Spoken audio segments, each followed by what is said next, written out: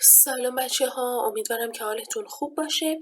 توی این ویدیو میخوام یکی از سوالاتی رو که توی دایرکت خیلی ازم میپرسین رو بهش پاسخ بدم. اینکه تفاوت ریدینگ آیلتس آکادمیک با ریدینگ آیلتس جنرال چیه؟ البته من تفاوت ریدینگ آیلتس آکادمیک با ریدینگ آیلتس جنرال رو توی ویدیوی اول آموزش ریدینگ آیلتس به صورت واضح گفتم، ولی مثل اینکه یه سری از بچه‌ها ویدیوی اول رو ندیدن، ویدیو اول آموزش ریدینگ رو مثل اینکه ندیدن. به همین خاطر توی این ویدیو به صورت انحصاری میخوام بگم که تفاوت ریدینگ آیلتس آکادمیک با ریدینگ آیلتس جنرال چی هستش.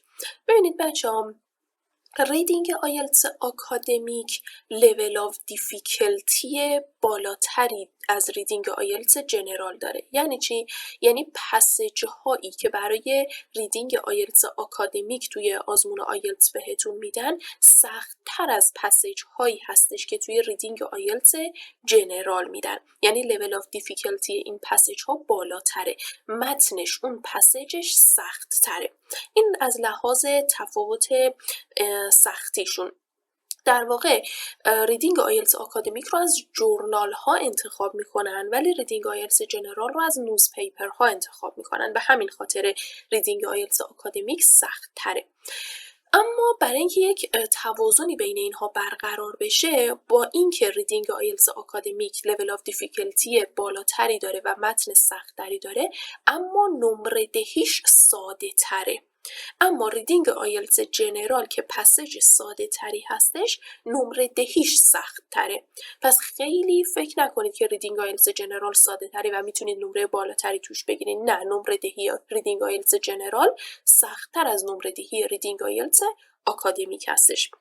اما سوال دیگه که میپرسین، بعضیاتون میخواین خودتون رو برای آزمون آیلتس آکادمیک آماده کنید، بعضی میخواین خودتون رو برای آزمون آیلتس جنرال آماده کنید. میگین ریدینگشون با هم تفاوت داره، پس ما باید به صورت جداگانه خودمون رو برای این ریدینگ ها آماده کنیم.